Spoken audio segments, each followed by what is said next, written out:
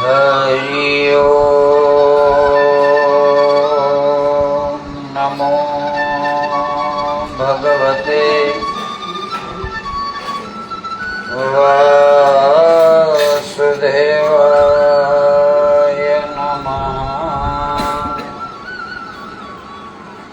સ્વસ્તિ શ્રી ગણેશાય નમઃ. શ્રી સરસ્વતી નમઃ. શ્રી ગુરુભ્યો નમઃ. વંશે વિભૂષિતકર નવનીરદાભા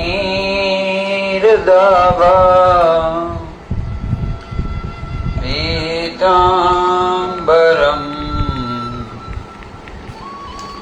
અરુણબિંબફલાધરુષ્ઠં પૂર્ણેન્દુસુંદરમુખાદ અરવિંદનેત્રં કૃષ્ણાપરં કિમપિ તવ તત્ત્વના જાને. કૃષ્ણા ત્વદેવ પદપંજ પંકજરંદે અદ્વૈત્વમે વિશુદ્ધમા મનસરાજહંસં પ્રાણ પ્રયાણ સમયે કફવાત પિત્તો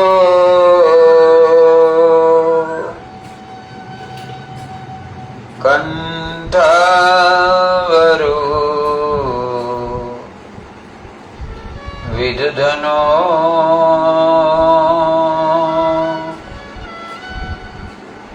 સમરણં કુતસ્ત્વં. શ્રી દ્વારિકાધીશ કી જય. શ્રી ગિરિરાજ ધરણ કી જય. શ્રી ધરણીધર ભગવાન કી જય. રાધે રાધે રાધે. જય જય જય શ્રી રાધે. રાધે રાધે રાધે. જય જય જય શ્રી રાધે. રાધે રાધે રાધે. જય જય જય શ્રી રાધે. રાધે રાધે રાધે. જય જય જય શ્રી રાધે. રાધે રાધે રાધે. જય જય જય શ્રી રાધે. જય જય જય શ્રી રાધે જય જય જય શ્રી રાધે વક્રતુંડ મહાકાય સૂર્યકોટિ સમપ્રભા નિર્વિઘ્નમ કુરુ મે દેવા સર્વકાર્યેષુ ભાનેષુ સર્વદા ધ્યાનમ મૂલમ ગુરુર્મૂર્તિ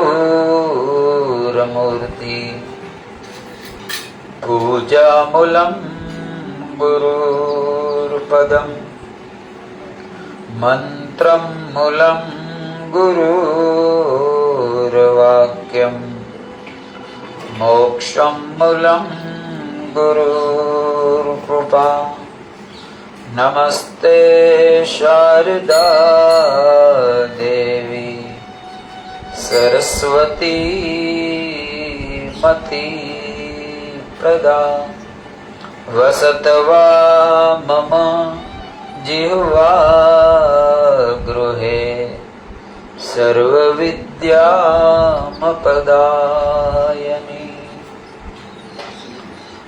નમો ગુરુભ્ય ગુરુપદકાભ્યો નમો પરેભ્યો પદકાભ્યો આશ્રે સિદ્ધેશ્વરમ પદકાભ્યમ નમસ્તે શ્રી સદ્ગુરુદેવ પદકાભ્યમ નમો શિવાય ચ રુદ્રાય ચ નમો શક્તિધરાય સર્વવિદ્યાધિપતિ ભૂતોનાપતિ નમો નમઃ અન્નપૂર્ણા સદા પૂર્ણા શંકર પ્રાણવલ્લભા જ્ઞાન વૈરાગ્ય સિદ્ધિંચ દેહી માતા પાર્વતી માતા દેવી પાર્વતી પિતા દેવો મહેશ્વરમ બાંધવા સર્વશિવ ભક્તાના સર્વલોકમ ત્રિલોકમ કસ્તુરી તિલકમ લલાટ પટલે વક્ષસ્થુલે કૌસ્તુભમ નાસાગાવરમોતિકમ કરતલે વેણુ કરકંકનમ સર્વાંગમ હરિચંદનમ સુલલિતમ કંઠે ચ મોક્તાવલી ગોપ્યમ સ્ત્રી પરિવિષ્ઠન્તુ વિજયો કૃતાત ગોપાલ ચૂડામણિ શ્રી કૃષ્ણ ગોવિંદ હરે મુરારી હે નાથ નારાયણ વાસુદેવા જીવે પીવસ્વા મૃતમે તુ દેવા શ્રી ગોવિંદ દામો દરમાધવેતિ શ્રી ગોવિંદ દામો દરમાધવેતિ શ્રી ગોવિંદ દામો દરમાધવેતિ શ્રી દ્વારકાધીશ કી જય શ્રી ભાગવત ભગવાન કી જય શ્રી રાધે કૃષ્ણ ભગવાન કી જય श्री विश्वनाथ महादेव की जय। श्री हनुमान जी महाराज की जय। श्री बजरंगदास बापा नी जय। बापा जय जय सीताराम।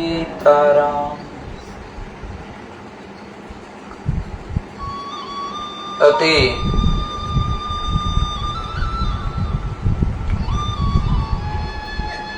પવિત્ર એવા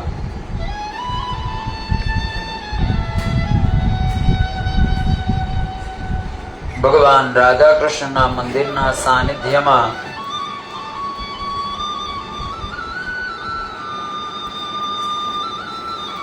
સર્વ જીવના મંગલને પરમ પદને દેનારું એવું આ ભગવાન શ્રીમદ ભાગવતજીના વાંગમય સ્વરૂપે એકાદશમો સ્કંદ, એમાં મોક્ષ પત્રિકાનું જે ત્રિદિવસીય, જેમાં પ્રથમ 2 દિવસ શારદાબેન લાલજીભાઈ સરવૈયા અને આજે ત્રીજા દિવસનો કમુબેન મગનભાઈ ચાવડા તરફથી જે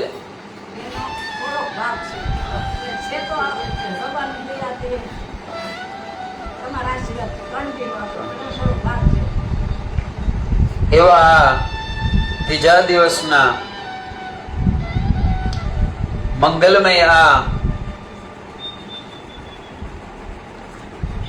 મોક્ષ પત્રિકાના પઠનમાં શ્રવણમાં પ્રથમ તો અહીંયા સ્થાપિત ભગવાન રાધા કૃષ્ણના ચરણોમાં વંદન કરું છું. ભગવાન વિશ્વનાથના ચરણોમાં વંદન કરું છું. હનુમાનજી મહારાજના ચરણોમાં વંદન કરું. પૂજ્ય બજરંગદાસ બાપાના ચરણોમાં વંદન કરું. વાંગમય સ્વરૂપે એકાદશ સ્કંદ એવી આ મોક્ષ પત્રિકા અને પૂજ્ય ભાઈશ્રીનું નિત્ય દિવ્ય સત્સંગ અમૃત ભક્તિ પ્રેરણાદાયી એવું 365 દિવસના સત્સંગ રૂપે વાંગમય સ્વરૂપે પૂજ્ય ભાઈશ્રીના વાણીને પણ હું વંદન કરું છું. મારા માતા પિતા સદગુરુ પરમાત્મા અને મારા સર્વ પિતરોના ચરણોમાં હું વંદન કરું. પ્રાણી માત્રમાં ચરાચર વ્યાપ્ત એવા ભગવાન મહાદેવ જે આપ સૌના હૃદયમાં પણ બિરાજમાન છે, આપ સૌના હૃદયમાં બેઠેલા ભગવાન મહાદેવના ચરણોમાં હું વંદન કરું છું. આપ સૌને મારા ઓમ નમઃ શિવાય. જય શ્રી કૃષ્ણ. આવો અતિ પાવન અને પુણ્યને દેનારો કોઈ માસ હોય, કોઈ સમય હોય, એ તો આ શ્રાવણ માસ. શ્રાવણ એને શ્રવણ ભક્તિ કીધું. શું કીધું છે? શ્રાવણ માસમાં જેટલું શ્રવણ થાય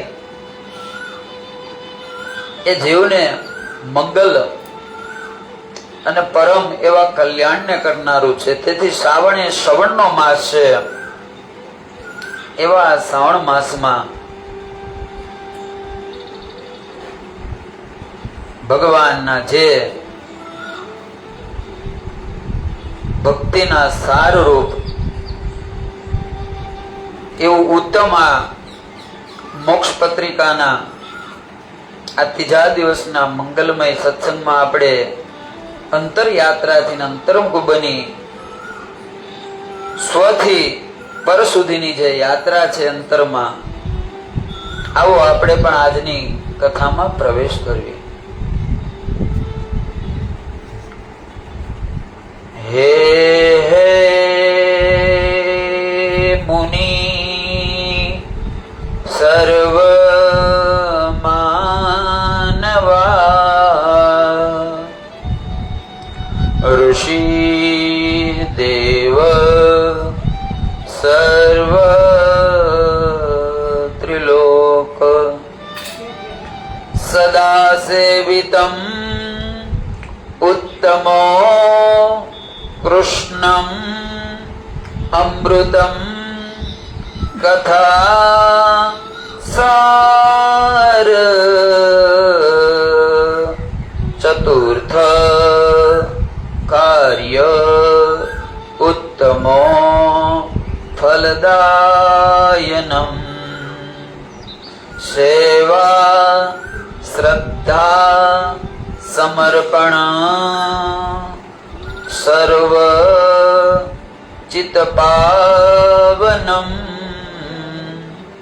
ઉત્તમો ભક્ત ભગવન ચરિત્ર સુખમ પુણ્યમ પરમ ધર્મ અર્થ કામ મોક્ષમ પાવનમ ચતુર્થમ ભક્તમ સકલમ તથા અમૃતમ ભક્તમ ચતુર્થમ કથા અમૃતમ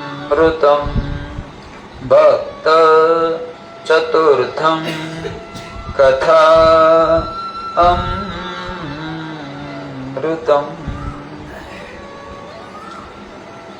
ઉત્તમ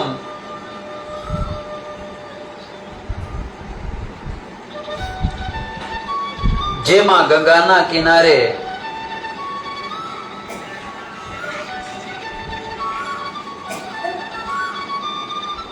રાજા પરીક્ષિતને જ્યારે સુખદેવજીએ પોતાના મુખ દ્વારા સંપૂર્ણ 10મા સ્કંદ સુધીની શ્રીમદ ભાગવતની કથા જ્યારે પરિપૂર્ણ કરી અને આવા સમયે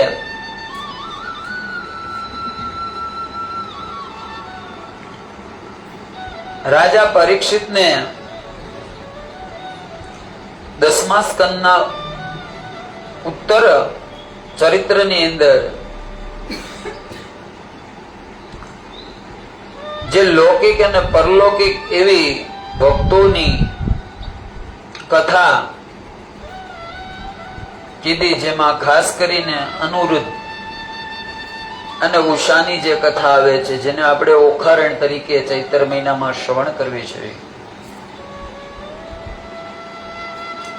અને આ કથા પૂર્ણ કર્યા પછી જયારે એકાદશ સ્કંદ નો આરંભ થયો, શાસ્ત્ર ધર્મ વેદ પુરાણ આ બધા મને તમને એક વાત તરફ દ્રષ્ટિ આપે છે. આ જગતની અંદર ચરાચર જે કાંઈ વ્યાપ્ત છે, જે કાંઈ મારી તમારી આ દ્રષ્ટિમાં દ્રષ્ટિ બારું છે, આ સર્વ વસ્તુ જીવના જીવનમાં પ્રાપ્ત કરવા માટે, એનો અનુભવ કરવા માટે અને અનુભવ દ્વારા વિવેકને સ્થાપિત કરી પરમાત્માના એ પરમ સૌંદર્યને જાણવાનો, સમજવાનો અને એની સાથે ભગવાને જે આ સુંદર જગતની રચના કરી, જગતનું નિર્માણ કર્યું, કેમ કે પરમાત્માને પણ એકલા ગમ્યું નહીં, ભગવાનને લીલા કરવી હતી અને લીલા માટે દ્વૈત જોવે, બેની જરૂર પડે. નકર ભગવાન તો નિરાકાર હતા, પણ એ નિરાકાર સગુણ સાકાર બને તો જ લીલા થાય અને લીલા દ્વારા એ પરમાત્માના પ્રેમની અનુભૂતિ પોતે જ જાણે વ્યાપ્ત છે સર્વમાં, છતાં પણ પોતાની માયા વડે સત્યને અસત્ય બતાવે અને અસત્ય છે ને સત્ય બતાવે છે.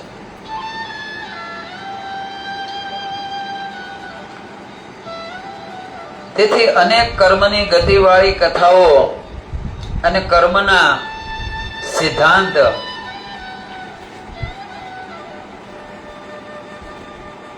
કર્મનું ફળ જાણવું એની માટે બહુ કઠિન બને છે, જ્યાં સુધી જીવનની અંદર 4 મૌલિક જે સૂત્ર આપણા ધર્મમાં આવ્યા એ ધર્મ જ્યાં સુધી સમજે નહીં. કેમ કે આની અંદર આવેલું છે 3 પ્રકારની મુખ્ય વાસના બતાવી છે, વારંવાર આની અંદર કીધેલી છે. પ્રથમ શાસ્ત્ર વાસના, બીજી દેહ વાસના અને ત્રીજી મોક્ષની વાસના. જ્યાં સુધી મોક્ષની પ્રાપ્તિની વાસના રહે ત્યાં સુધી પણ જીવને મોક્ષ મળતો નથી. કેમ કે મોક્ષ લેવાની વસ્તુ છે જ નહીં. મોક્ષ કોને લેવો પડે? જે બંધાયેલો હોય એને લેવો પડે. જીવ તો પરમ સ્વતંત્ર છે, સંપૂર્ણ રીતે જે સ્વતંત્ર છે, જે પરમાત્માનો અંશ છે. જેમ પરમાત્મા નિરાકાર અજન્મા છે એમ જીવ પણ અજન્મા છે. જન્મ શરીરનો થાય છે, આત્માનો જન્મ ક્યારે થતો નથી. આત્મા તો એ જ છે.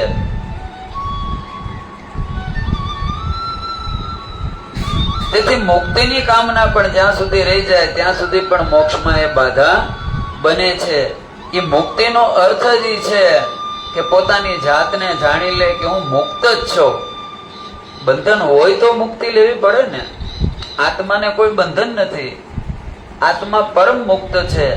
આત્મા આકાશ સમાન છે. જેમાં આત્મા આકાશ આ બંને એક છે. જેમાં આકાશનો કોઈ અંત નથી, આકાશનો કોઈ, એ જ રીતે જીવ જે આત્મા છે એનો કોઈ અંત નથી. એને કોઈ મારી શકે નહીં. આકાશમાં ગમે એટલી વીજળી થાય, આકાશ ક્યારેય બળતું નથી. આકાશમાં ગમે એટલો વરસાદ થાય, આકાશ ક્યારેય ભીંજાતું નથી. એમ આત્મા શરીર ગમે એટલા કર્મ કરે, એ કર્મ કોઈ આત્માને અડતા નથી. પણ શરીર દ્વારા કર્મ છે. અને આ જગત જ્યારે બનાવ્યું ત્યારે કર્મ પ્રધાન જગ કરી રાખા. જો જસ કર્મ કરે સો તસ ફલ ચાખા. એટલે કે જગતને હકારવા માટે, જગતને આગળ વધારવા માટે કર્મનો સિદ્ધાંત બનાવ્યો. અને આ કર્મમાંથી કર્મ મુક્ત અવસ્થા સુધી જવા માટે શાસ્ત્ર, વેદ, પુરાણો બનાવ્યા. પણ આ બધી વસ્તુની અંદર જ્યારે આપણે દ્રષ્ટિ નાખવી, આમાં લૌકિક, અલૌકિક અને પરલૌકિક આ 3 વાત છે. આ મુખ્યથી 3 વસ્તુ છે. અને આ 3 ના લીધે જ મેં કીધું એમ કે આ 3 ની પ્રકૃતિ છે. 3 જ મારા તમારા અંદર દોષ છે.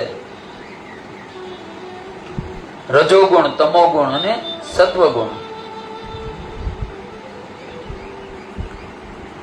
આમાંનું કોઈ પણ વધી જાય તો પણ માણસ મુક્તિ તરફ ગતિ કરી શકે નહીં. એકલો સત્વગુણ વધી જાય તોય કોઈ એમ માનતું હોય કે મને મુક્તિ મળી જાય, મને પરમાત્મા મળી જાય, તો પરમાત્મા એના હાથમાં આવતો નથી. અતિ તમોગુણ તો એથી પણ પરમાત્મા મળતો નથી. અતિ રજોગુણ એથી પણ પરમાત્મા મળતો નથી. તેથી જેના જીવનમાં સમર્પણ, શ્રદ્ધા, વિશ્વાસ અને ભક્તિ આ 4 વસ્તુ ચરિતાર્થ થાય તો આ મોક્ષ પત્રિકા એ મારા તમારા જીવનમાં આત્મસાત થાય. એમાંની પહેલી જે કથા છે આજની, એક સમયના વિશે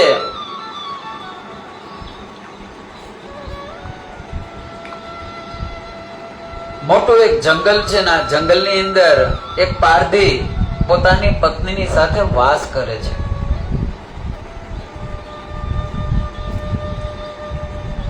પારધીનો ધર્મ છે આખેટ કરવું, પોતાનું ગુજરાન કરવું, આ એનો સ્વધર્મ છે. અને એ જંગલની અંદર એનું નાનું એવું એક કુટી બનાવેલી છે ને એની અંદર બંને પતિ પત્ની વાસ કરે છે, સ્નેહ, આત્મીયતા. અને એવામાં ભગવાન શિવના પરમ ભક્તો એવા સંતોનું આગમન થાય છે. આ કોઈ સમાજ સાથે ક્યારેય પણ કોઈ દી આ દંપતી કોઈને મળ્યા નથી. બસ એનો પરિવાર, જ્યાં કોઈ બીજું સમાજના માણસો આવતા નથી, એને કોઈ પ્રકાર કોઈ રીતનું એનામાં સંસારનું જે વ્યવહારનું એમનું કાંઈ નહોતું. બસ માત્ર એક સ્વાભાવિક ખાવું પીવું શું અને વિષય ભોગ. આ તો માણસ જન્મે ત્યાંથી એની અંદર પડેલા ઈશ્વરના દીધેલા ગુણ છે. એની માટે કોઈને કાંઈ પ્રયત્ન નથી કરવો પડતો. એ સહેજ જ છે. જ્યારે જ્યારે જે વસ્તુનો સમય થાય, બપોરનો સમય થાય એટલે ભૂખ લાગે જ આપણને. એની માટે કાંઈ આપણે યાદ ન રાખવું પડે કે મારે 12 વાગે જમવું છે તો યાદ રાખવું પડે. એનો સમય પ્રમાણે થઈ જ જાય.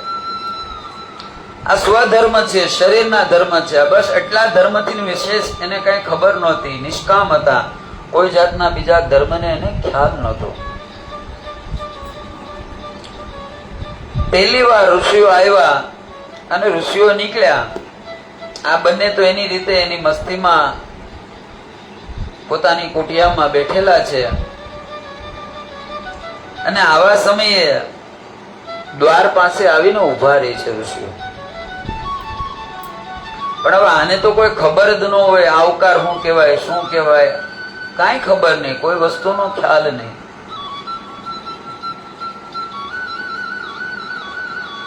એટલે ઋષિઓ બોલે છે અતિથિ દેવો ભવ, અતિથિ દેવો ભવ. એટલે બંને આવે છે બાજુમાં, વંદન કરે છે ને કહે છે કે તમે શું કહો છો? અમે તમને કેવી છીએ અતિથિ દેવો ભવ. તમારા દ્વાર પાસે અમે ઋષિઓ આવ્યા, તમારા દ્વાર પાસે ઉભા રહ્યા, તમને એટલી ખબર નથી અતિથિ એને દેવ કહેવાય? અતિથિનો આદર કરવો, અતિથિનો સત્કાર કરવો આ ધર્મ છે. ત્યારે બંને વંદન કરે છે કે અમને એવું કોઈ ખબર નથી, અહીંયા કોઈ નથી આવ્યું, તમે પહેલા વહેલા આવ્યા છો, અમને કહેશો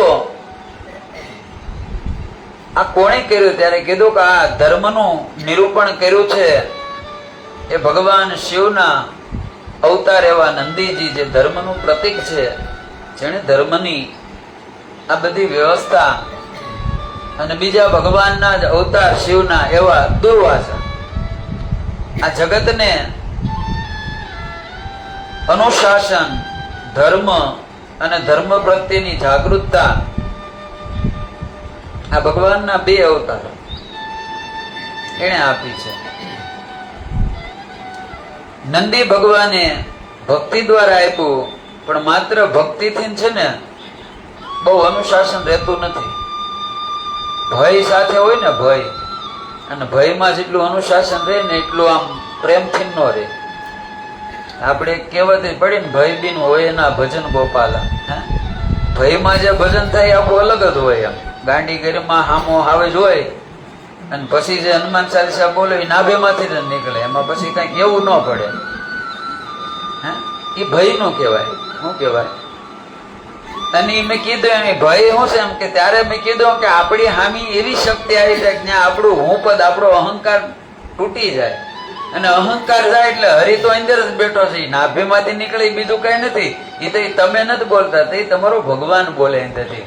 પણ ભગવાન ક્યારે આવે? કે જયારે હું જાય ત્યારે. પ્રેમ ગલી હતી સાકરી, તામે દોના સમય, કાં તો હું રે કાં તો હરી રે. એટલે નંદી મહારાજે તો ઘણું ધર્મ સમજાવ્યો, પણ છતાં લોકોમાં એટલી બધી ધર્મ પ્રત્યે, એટલે ધર્મ માત્ર ભક્તિનો નહીં. એક બાળકનો પોતાના માતા પિતા પ્રત્યેનો જે ધર્મ છે એને પણ ધર્મ કહેવાય. એક પુત્રનો પોતાના પિતા પ્રત્યે એને પણ ધર્મ કહેવાય. એક સ્ત્રી પુરુષનો ધર્મ, એક માતા દીકરાનો ધર્મ, એક પતિ પત્નીનો ધર્મ, કુટુંબ પરિવારનો ધર્મ. આ ધર્મ છે ને એ સમયે સમયે સ્થાન પ્રમાણે અને માણસ પ્રમાણે એની વ્યાખ્યા કરી છે. અને વળી એમાં પણ દેશ, કાળ અને સમય પ્રમાણે કરી છે. ધર્મમાં દેશ, કાળ, સમય પ્રમાણે કરી છે. જ્યારે આપણે રામાયણમાં કથા આવે છે કે ભગવાને સંતાઈને બાલીને બાણ માર્યું અને ઠપકો આપ્યો કે તમે મને બાણ હું કામ માર્યું? મારો એવો કેવો અપરાધ કે સુઘરી તમને વાલો ને હું વેરી બીનો? એટલે ભગવાને એમ કીધું કે તે તારા ભાઈની પત્ની,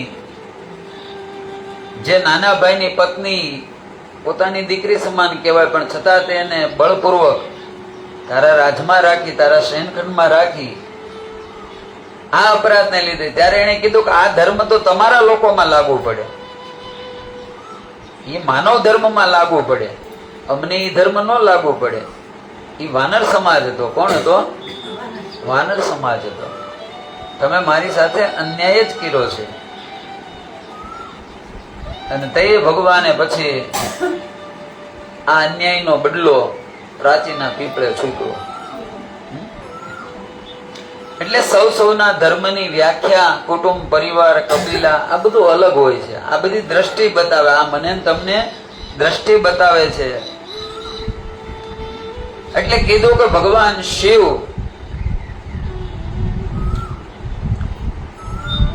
અને એને કીધું કે એનું કેવું રૂપ હોય કે બસ કે શિલા ટાઈપનું ભગવાનનું લિંગનું એને વર્ણન કર્યું, પણ એ તો કઈ સમજ્યા નહીં. એમ એક પથ્થર સમાની કે હોય ગોળ, અને ઈ ભગવાન શિવનું સ્વરૂપ કહેવાય. એની પૂજા કરવાથી આ બધા ધર્મ જાગૃત થાય અને ભગવાન પ્રસન્ન થાય, દર્શન આપે તો જીવનની બધી મનોકામના પરિપૂર્ણ થાય.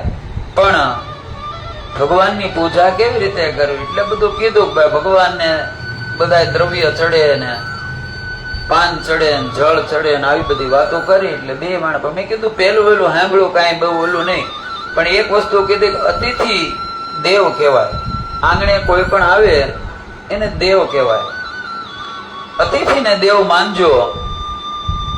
અને આ જગતના કોઈ દેવ હોય તો એ બાબા છે. એટલે પેલો માણસ જાય છે જંગલની અંદર ને ગોતે છે, જે વર્ણન કર્યું ને શિલા એમ. ચાલતા ચાલતા ઘણો ચાલ્યો, પણ હવે મેં કીધું એ જંગલમાં તો કોઈ માણસ જ નહોતો, તો ત્યાં ક્યાં મંદિર હોય?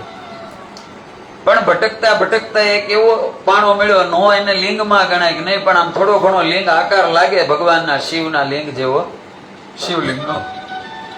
આ પથ્થરને લઈને આવી ગયો હરખ સાથે. એની પત્નીને કે જો હું ભગવાનનું મૂર્તિ લઈ આવ્યો, હવે આને સ્થાપિત ક્યાં કર્યું એને તો શું ખબર પડે? આમને ત્યાં જે ફળિયામાં ઓલું હતું ત્યાં સ્થાપી દીધા અને પૂજાનો આરંભ કર્યો. એને પાણી ચડાવે ને પછી પત્તાનું કીધું. ઓલી કે નહીં કે પત્તા નહીં કે પાણી જ ચડાવવાનું. ત્યાં ઓલો કે નહીં, એને કીધું એને પત્ર પણ ચડે, પણ એને ઈ નથી ખબર કે આને બીલી પત્ર ચડે. હે એટલે ગયો ને સુકાઈ ગયેલા જે આપણે પેલા પથરાવળીના જે આવે ને એવડે ઈ પત્તા ખાખરાના ઈ લાવ્યો ને ઈ ચડાવે ને આ રીતે પૂજાનો બધો આરંભ કર્યો. એક દી બે દી આમ દિવસો વીતવા લાગ્યા.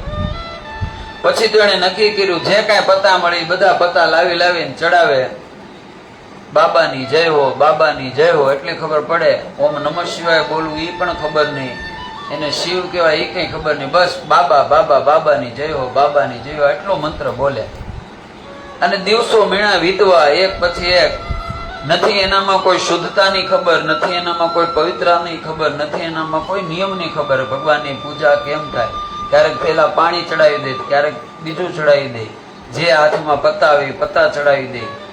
કોઈ જાતની એનામાં ખબર છે નહીં. પણ બસ એક ઋષિએ કીધું એની ઉપર નિષ્ઠા એની, અને એ નિષ્ઠાથી એ બધું ચડાવવા લાગ્યા.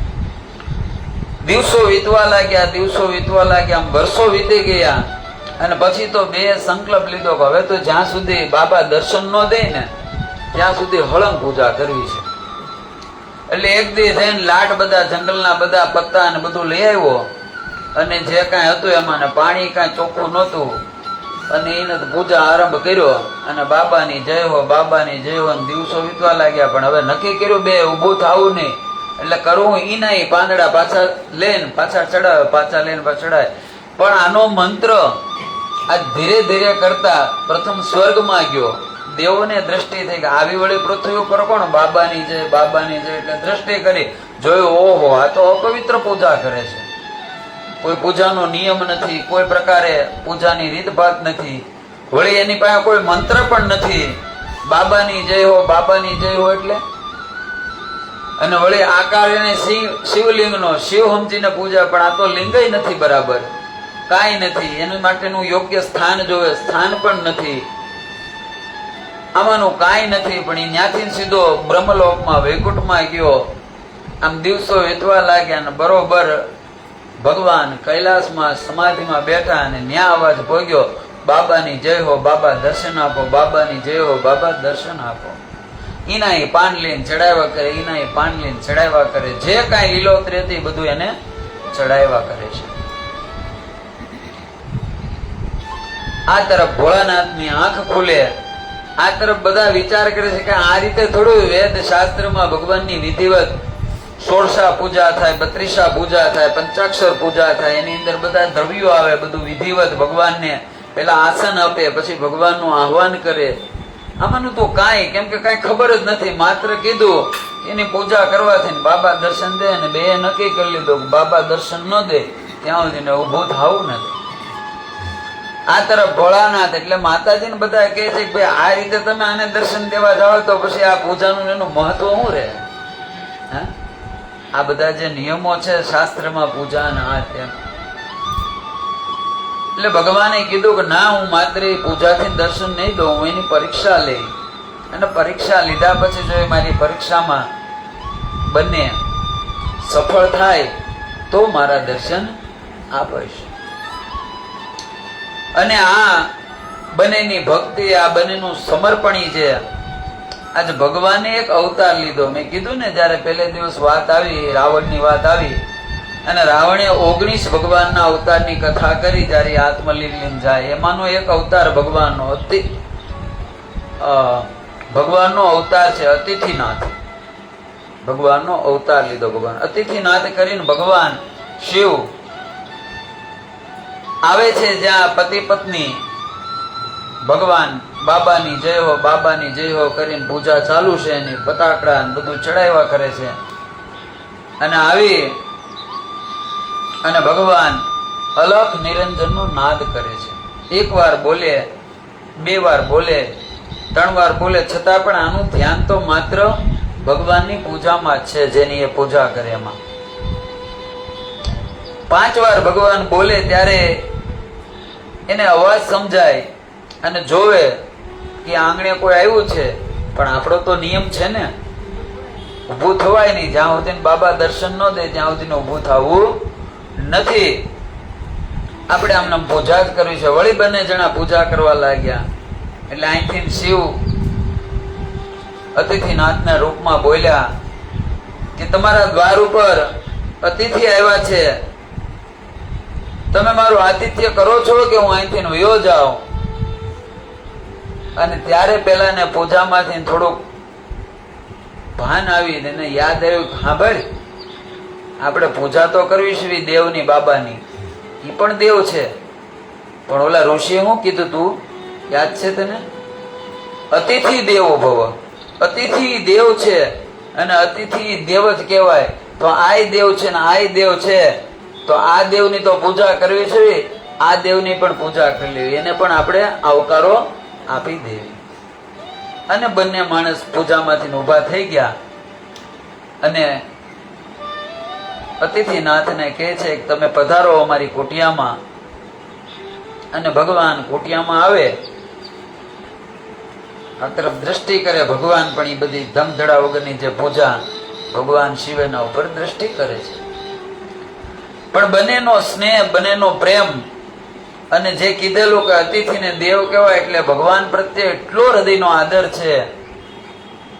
એટલે ભગવાનને બીજું તો કાંઈ નહોતું, પણ પોતાનો જે છેડો હતો એ છેડેથી આમ આગળ સાફ કરતી આવે અને પોતાની કુટિયામાં લઈને જાય છે. અને એક નાનું એવું પથ્થર હતો, એને લૂસીને પોતાનો જે આંચળ હતો એ પાથરી દઈને કહે છે કે અતિથિ તમે અહીંયા બિરાજમાન થાઓ. એટલામાં તો આ તરફ આખું બ્રહ્માંડ જોવે છે કે ભગવાન આની ત્યાં ગયા છે, હું થાય હવે આગળ. તરત પેલો છે બે હાથ જોડીને પ્રાર્થના કરે કે હે તિથિ, તમે દૂરથી આવ્યા છો અને મને એવું લાગે છે કે તમે ભૂખ્યા પણ હશો, તો આ મારી પત્ની છે ને બહુ સ્વાદિષ્ટ ભોજન બનાવે છે. આગળ હું મારી પત્ની ભોજન બનાવે ને તમે ભોજન કરો, ભોજન કર્યા પછી તમે આરામ કરજો. અને આમ કહી અને એની પત્નીને કહે છે કે સાંભળ, હું આગળ આખેડ કરી લાવું. જેવું બોલ્યો ને આખું બ્રહ્માંડ ખળભળવા લાગ્યું. ભગવાન પણ અતિથિનાથના રૂપે વિચારમાં પડી ગયા, હું બોલ્યો હું આખેડ કરી આવું. આ તરફમાં પાર્વતી છે, એના મનમાં વિચાર થયો કે આ ભક્ત તો જુઓ, આ ભગવાનને આખેડ એટલે. પણ પેલો તો નીકળી ગયો, એનો જે ભાવ છે, એનો જે પ્રેમ છે, અતિથિ પ્રત્યેની જે એના મુખ ઉપર લાગણી છે, સમર્પણ છે, અને જાય છે ને આખેડ કરીને આવે ને આ તરફ એની પત્ની ખૂબ પ્રેમથી બનાવે છે. અને બે માણસ બેઠા બનાવીને હજી આમ લે છે પતરાવળીમાં. એટલે પેલો કહે છે કે ભોજન કેવું બનાવ્યું? એટલે ઓલી એટલું કે રોજ બનાવ્યું એ રીતે. અરે રોજ બનાવ્યું એમ થોડું, આ વિશેષ અતિથિ છે, આ અતિથિ દેવ છે, અને રોજ તું ગમે તેમ બનાવીને એમ નહીં, પણ ત્યાંનું જોયું સ્વાદિષ્ટ તો છે કે નહીં? કે મેં જોયું તો નથી. તો કઈ ભગવાનને થોડું સ્વાદ વગરનું ખવડાવાય? હે, બનાવ્યું છે આખેડ તામસી ભોજન બનાવ્યું છે, અને એનો પતિ કહે છે કઈ અતિથિ દેવ કહેવાય ને, દેવને સ્વાદ વગરનું થોડું ખવડાવાય. એમ તો એક કામ કરું, હું આમાંથી ચાખી લઉં, પેલા ખબર પડે સ્વાદિષ્ટ છે કે નહીં. અને પોતે લે છે ને પોતે ચાખે છે, અરે અરે બહુ સ્વાદિષ્ટ છે, બહુ સ્વાદિષ્ટ છે. આ તરફ દેવતાઓ, એક તો ભગવાનને તામસી ભોજન બનાવ્યું ને એમાંય પણ પાછું આવી રીતે અપવિત્ર કર્યું. આ દેવ શાસ્ત્રના નિયમે વિચાર કરે છે. પેલાના હૃદયમાં એક જ ભાવના છે કે દેવ છે, અને દેવને સર્વશ્રેષ્ઠ છે દેવું, એની જ માટે દેવ કહેવાય. ગીતામાં ભગવાને કીધું છે કે ભગવાનને સમર્પણ હેનું કરવું? ભગવાનને કઈ વસ્તુ દેવી કે જે તમારી પ્રિયમાં પ્રિય, તમારી સર્વશ્રેષ્ઠ વસ્તુ હોય. એટલે તો આ કાલે જ આવશે આપણે નાળિયેરી પૂનમ, જે રક્ષે રક્ષે રાખડી, હે બલિરાજાને, હે ભગવાન એના દ્વારપાલ બન્યા. કે બે ડગલામાં બલિનું બધું લઈ લીધું, પણ એ તો બલિનું લીધું, પણ શ્રેષ્ઠ સમર્પણ કોને કહેવાય? અને ત્યારે ભગવાને કીધું કે ત્રીજું ડગલું, ત્યારે કીધું કે તમે બધું લીધું પણ હજી મને નથી લીધો, હું પોતે તમને સમજાવ્યું, એટલે તમે ત્રીજું ડગલું મારા મસ્તક ઉપર મૂકો. અને જેવું બલિએ આ કીધું અને ભગવાને પગલું મૂક્યું ને પાતાળમાં ગયા, એટલે ભગવાન લઘુ થઈ ગયા અને પાછા મૂળ સ્વરૂપમાં આવીને એના દાસ બની ગયા. શું બની ગયા? દ્વારપાલ બની ગયા. હે, ભગવાનને સમર્પિત થઈ ગયા. આ શાસ્ત્રના ઓલે જોવે છે, આ દેવના ઓલે જોવે છે કે મારા ભગવાનને શ્રેષ્ઠ મળવું જોવે. પદાર્થ, વસ્તુ, આ બધું બુદ્ધિનો સ્વભાવ છે, ભાવના બધાથી પર છે. અને બંને માણસ પેલી કહે છે કે બહુ સ્વાદિષ્ટ છે. એમ સ્વાદિષ્ટ છે ને? હા સ્વાદિષ્ટ છે.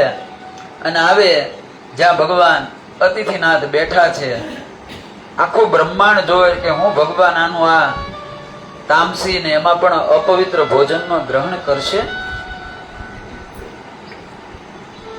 અને બંને બાજુમાં આવી અને ભગવાનને બે હાથ જોડીને કહે છે, લ્યો પ્રભુ, મારી પત્નીએ બહુ સુંદર ભોજન બનાવ્યું છે, લ્યો તમે ભોજન ગ્રહણ કરો. આજ માં પાર્વતી અન્નપૂર્ણા વિચાર કરે કે ભગવાનને હું ફળ આપું છું, ઉત્તમ પ્રકારના મિષ્ઠાનો બનાવું છું, તો પણ ભગવાનને સમાધિમાં હોય અથવા તો ઓલામાં હોય તો એને ગ્રહણ નથી કરતા. ને આ તો તામસી ભોજન ને એમાં પણ પાછું અપવિત્ર, શાસ્ત્રની દ્રષ્ટિએ. એની દ્રષ્ટિએ, શાસ્ત્રની દ્રષ્ટિએ ભગવાન કા ભોજન લે ખરા, પણ બંનેના મુખ ઉપરનો પ્રેમ અને એનું જે અતિથિ પ્રત્યેનું સમર્પણ ભાવ જોયો. લ્યો પ્રભુ, તમે ભોજન આરોગો. અને પેલો કોવલ એ જેવું ભગવાનને આપ્યું એટલે ભગવાને મુખ ખોલ્યું. પેલા એની પત્નીએ ખવડાવ્યું, પછી આ એમ કરીને તમામે તમામ ભોજન ભગવાનને ખવડાવ્યું. આજે આખું બ્રહ્માંડ, આજે નારાયણ બોલે છે કે ભક્તની ભાવના અને ભક્તનું સમર્પણ આ ભગવાન હૃદયના ભાવને જોવે છે. બધું ભોજન ખવડાયું પછી યાદ આવ્યું કે અરે આ અતિથિ આવે તો સીધા એને જમવા ન બેડે ને પેલા તેની પૂજા કરવી પડે, એના પગ ધોવા પડે. આજ ભગવાન મોઢેથી બોલ્યા કે હું કર્મ કરો એ મહત્વનું નથી, તમારો અતિથિ પ્રત્યેનો જે ભાવ છે ને એ મહત્વનો છે. નહીં પ્રભુ પેલા સાધુના પગ ધોવા પડે અને વળી વાસણ લઈ આવે અને ભગવાનના પગ ધોવે અને એ પગ ધોયેલું જે શરણામત હતું બંને જણા થોડું શરણામત લઈને માથે ચડાવે એટલે વળી બોલે કે આ શું? અમને ઋષિએ કીધું અતિથિ દેવ કહેવાય અને અમને બીજી જ ખબર ન પડે, પણ દેવનું જે હોય ને પગનું ચરણનું એને શરણામત કહેવાય એટલે અમે શરણામત લીધો છે. પ્રભુ તમારા મુખ ઉપર હવે મને બહુ થાક લાગે છે. ત્યાં તો એટલામાં વળીને દેવ કે અરે ભગવાનને મેં ભોજન તો કરાવ્યું પણ મિષ્ઠાન તો કઈ દીધું નહીં. આ મિષ્ઠાન વગરનું ભોજન અધૂરું કહેવાય. અને જોયું એટલે ઘરમાં ગોળ હતો એટલે 4 ગાંગડા કાઢ્યા ને પણ એને એમ થયું કે આ કઈ વિશેષ કહેવાય, આ તો અતિથિ દેવ છે, આ દેવને કઈ થોડું થોડું દેવાય હે? એટલે જેટલું હતું ને એટલું બધો ગોળ લઈ લીધો અને બધો ભગવાનને ખવડાવી દીધો. આ એની ભાવના જોવો તમે હે.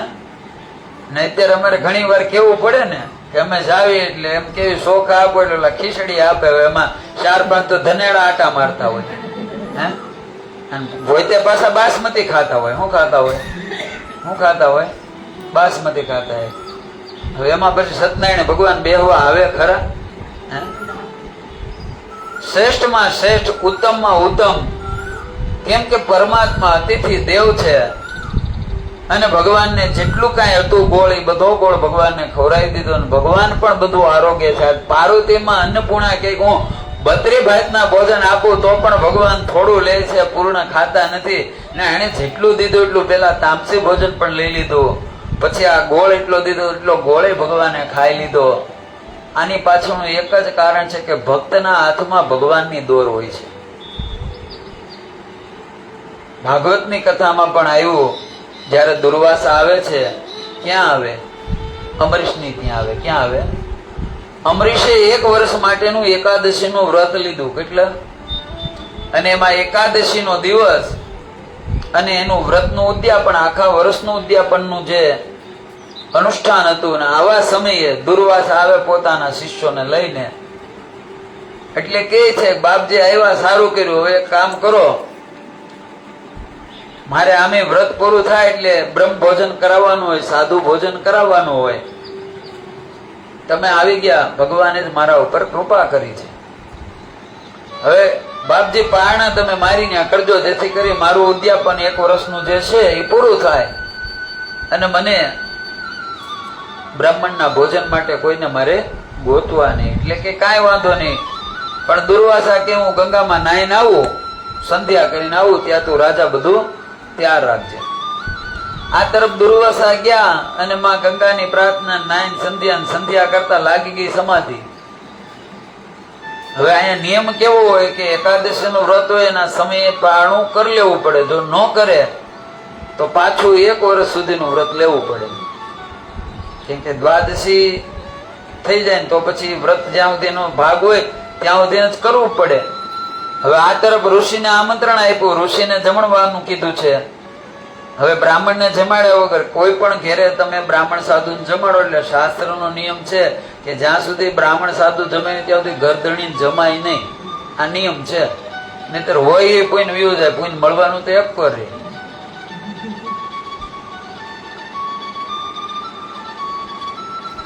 સંકટનો સમય આવ્યો, ધર્મ સંકટ આવ્યું. ઋષિ આ મોકલાથી કીધું એ તો સમાધિમાં બેઠા ને ભાઈ દુર્વાસાને પાછા બોલાવાય નહીં ને. દુર્વાસાનું મેં કીધું એમ આ જગતમાં અનુશાસન કોઈ સ્થાપ્યું હોય જગતને સમય પ્રમાણે, તેનું ઉદાહરણ દુર્વાસાએ જ આ બધાને પૂરું પાડ્યું. કેટલું ઉદાહરણ આપ્યું, એક મર્યાદા, એક વસ્તુ સૌને પૂરી પાડી. એટલું જ નહીં પણ આ ઉદાહરણ માટે એને શું કર્યું? એક સમયના વિશે જયારે દુર્વાસા રાત્રિના સમયે શયન કરે ત્યારે દુર્વાસાના પત્નીને કીધું કે મને બ્રહ્મ મુહૂર્તમાં તમે જગાડજો. દુર્વાસા લાંબી યાત્રા કરીને આવે એટલે થાકી ગયેલા, મને થાક અતિશય છે, એટલે આજે હું મારી જાતે બ્રહ્મ મુહૂર્તમાં જાગી નહીં શકું, પણ દેવી તમે મને જગાડજો, મારે બ્રહ્મ મુહૂર્તમાં સંધ્યા કરવાની છે. અને આમ કઈ દુર્વાસા સુઈ ગયા ને એના પત્ની સુઈ ગયા, અને દેવયોગી એવું થયું બ્રહ્મ મુહૂર્તમાં ઉભા તો થયા એના પત્ની, પણ જે કોઈ કારણસર વળી પાછી એને નીંદર આવી ગઈ. અને જેવી આંખ ખુલી ત્યાં સૂર્યનારાયણનો ઉદય થઈ ગયેલો, અને મનમાં ગભરાણા, અરે અરે મારા પતિએ મને આદેશ કરેલો બ્રહ્મ મુહૂર્તમાં મારે એને જગાડવાના, અને હું એને જગાડી નહીં શકી, હવે શું થાય મારા પતિને? હવે ન જગાડું તોય તકલીફ, ને જગાડું તોય તકલીફ, અને જાગશે એટલે એને ક્રોધ આવશે, શું થાય મારું? પણ હવે જગાડવા તો પડે જ. અને જગાડે છે, હાથ આખો ધ્રુજે છે, પણ સ્વામી જાગો. અને જેવા દુર્વાસા જાગ્યા હતા તો હામાં સૂર્યનારાયણ, અને આંખ ખોલી તો લાલ ઘૂમ, જાણે આંખમાં અગ્નિ હોય. દેવી મેં તમને કીધું હતું કે મારે સંધ્યાના બ્રહ્મ મુહૂર્તમાં સંધ્યા કરવી છે, તમે મને જગાડ્યો નહીં. આખા જગતને જે અનુષ્ઠાન અને નિયમનું પાલન કરવાની શિક્ષા, અને જો એનું પાલન ન કરે તો એને કડામાં કડો હું દંડ આપું છું, અને મારું જ આ ન થાય એટલે દેવી તમે મારા પત્ની થઈ, મારા અર્ધાંગણી થઈ ના નિયમનો ભંગ કર્યો છે, એટલે આનું તમને ફળ મળશે. તમે મારી આજ્ઞાનું પાલન ન કર્યું, મારા અનુશાસનને ભંગ કર્યું છે. હાથમાં જળ લઈ અને અંજલિ લઈને કહે છે કે આ અંજલિ દ્વારા આગળ તમે બળીને ભસ્મીભૂત થાઓ. અરે સ્વામી, મારો એવડો મોટો અપરાધ છે નહીં, મને એટલી સજા કયોમાં, મને આ રીતે મૃત્યુદંડ ન આપો. પણ દુર્વાસા તો કહે છે નહીં, આજ તમને જો જાતા કરું તો કાલ સવારે હું બીજાને કઈ રીતે અનુશાસન આપું? અને અંજલિ નાખે એટલે તરત રાખ થઈ જાય. એટલામાં તો એના સસરા આવે ને એને ક્રોધ આવે, ઘણું એને સાંભળવું પડે. પણ છતાં કીધું કે હું સમાજને અનુશાસન આપું, જો મારા ઘેરે જ આ વસ્તુનો ન્યાય ન કરું તો કાલ સવારે મારું અનુશાસન આખા જગતનું સંતુલન વિખાઈ જાય. અને એ મારી અર્ધાંગણી થઈ, અને તેથી એને આ સજા. પણ જેટલો વિયોગ એનો મને છે ને એટલું દુઃખ એને મૃત્યુનું નહીં થાય.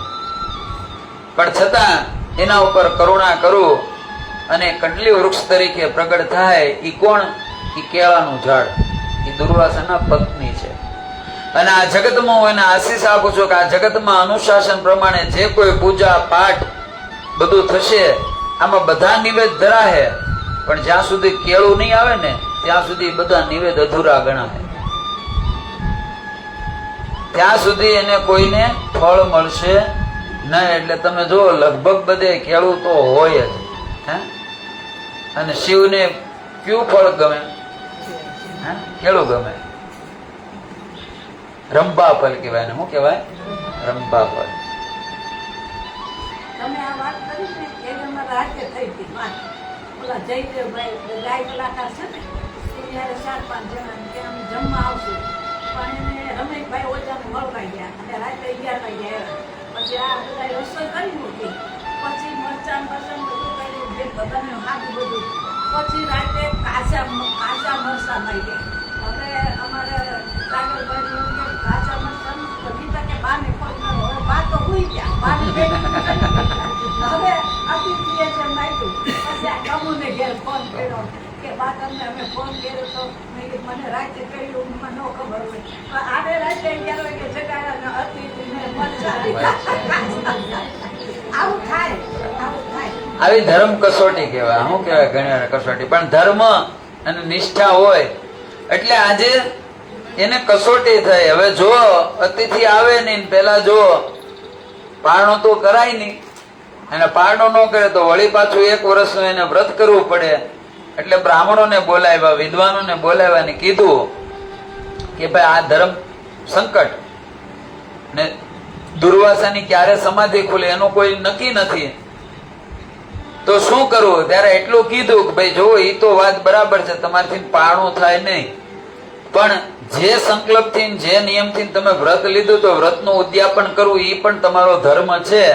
એટલે બીજું કાંઈ નહીં, પણ ઠાકરજીને જે તમે પાણીમાં જે જારીજીમાં શરણામત ભર્યું છે, આ શરણામત તમે ખાલી માથે ચડાવી લો, પીવાનું નહીં, માથે ચડાવી લો એટલે તમારું પાણું થઈ જાય અને તમારું વ્રત હસવાઈ જાય. પછી ભલે દુર્વાસાની સમાધિ જ્યારે ખુલે ત્યારે એને જમાડીને પછી તમે તમારું એકટાણું જે તમારું વ્રત છે એને છોડજો, પણ વ્રતના નિયમ પ્રમાણે તમારું પાણું થઈ જાય. અને આ વાત માનીને ભગવાન ઠાકરજીનું જે શરણામત હતું ખાલી માથે ચડાવ્યું અને આ તરફ દુર્વાસાની સમાધિ ખુલી, એને વાત કરીને એને ક્રોધ આવ્યો કે મને બોલાવીને રાજા પાણું કરી લીધું, અને સીધો ક્રોધ કરીને ત્રષ્ટાને પ્રગટ કરી અને મારવા માટે અમરીશજીને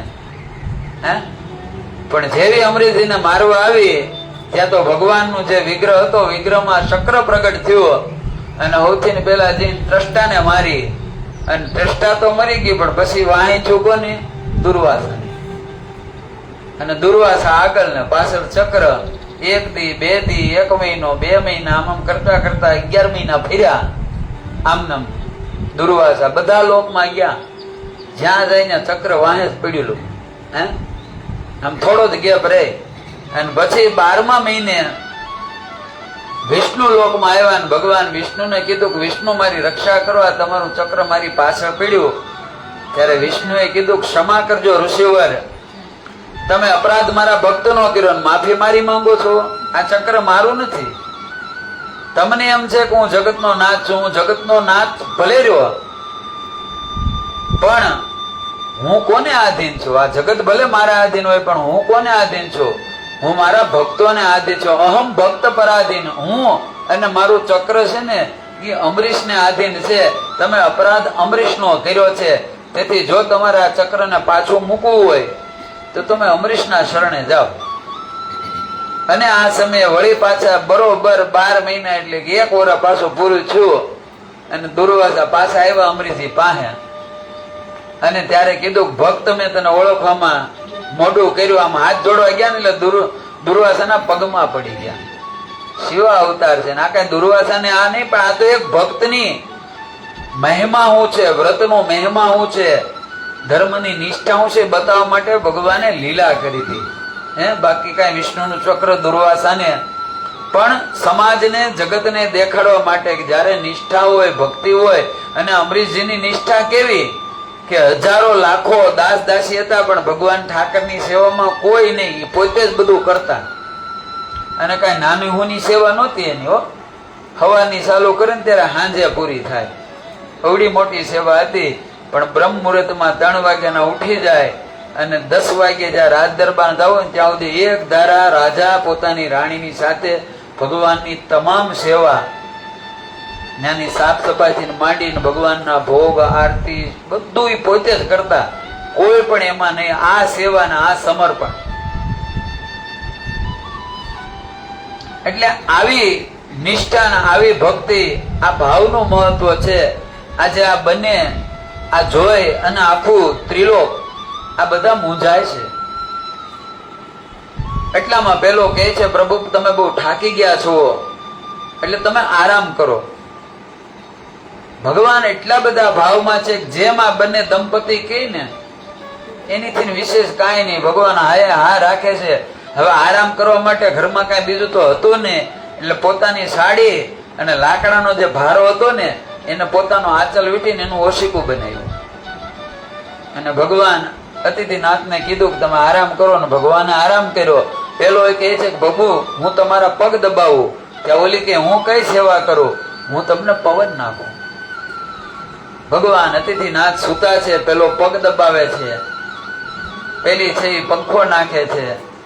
1 કલાક 2 કલાક ને રાત્રિના 12 વાગ્યા આમને પગ દબાવે જાય. એટલામાં એક ભગવાન કસોટી કરે ને પૂરી કરે એમને કઈ માત્ર ઓલું નહીં એમ. અને 12 વાગ્યાના સમયે ભગવાનની જ લીલા, સિંહ આવે છે અને ગર્જના કરવા લાગ્યો હોય. કુટિયા તો હાવ નાની, એક તડાપ મારે તોય બધું અંદર તૂટી જાય. અને ગભરાય ત્યારે ઓલો કે અવાજ કરમાં. અતિથિ દેવ સુતા છે ને અતિથિની ઊંઘ બગડે ને તો આપણને અતિથિ દેવનું પાપ લાગે. હું જાઉં છું એ સિંહને દૂર કરવા માટે, તું અહીંયા અતિથિને પંખો નાખજે ને કોઈ અવાજ ન થાય ને અતિથિની ઊંઘ બગડે નહીં. જે કાંઈ પરિસ્થિતિ આવે ને છતાં તું મારી વાતને માનજે. અતિથિની આ ઊંઘમાં, અતિથિની સેવામાં કમી ન આવે. અને પેલો જાય છે અને બાણ લઈને જેવું મારવા જાય એટલે સિંહ માથે હુમલો કરે, બાણ પડી જાય, લડે છે હામે હામાં. આ તરફ આની દ્રષ્ટિ જાય, સિંહ થાપો મારે, રાડ નાખવા જાય, પણ પોતાના પતિની વાત યાદ આવી કે મારા પતિએ કીધું ગમે તેવી પરિસ્થિતિ થાય અવાજ નહીં કરતી. આ અતિથિ છે ને એની ઊંઘ ન ઉડવી જોઈએ. મોઢા ઉપર હાથ રાખી હામો જોયો છે, સિંહ પેલાને ફાડે છે એના પતિને. પણ બાઈ પોતાના પતિના વચનને અને અતિથિ દેવ, આ દેવને નારાજ ન થવા જોવે, પંખો નાખ્યા કરે. આખી રાત એમને પૂરી થઈ ગઈ. પોતાના પતિનું શબ હામું પડ્યું છે, લોહી લોહાણ છે, સિંહે ફાડી નાખ્યો, પણ છતાં પંખો નાખ્યા રાખી. અને જેવા ભગવાન જાગ્યા અતિથિનાથ, એટલે જોયું કે ભગવાનની ઊંઘ ઉડી ગઈ, એટલે દોટ મૂકીને સામે પોકી પોકીને રોવા લાગી.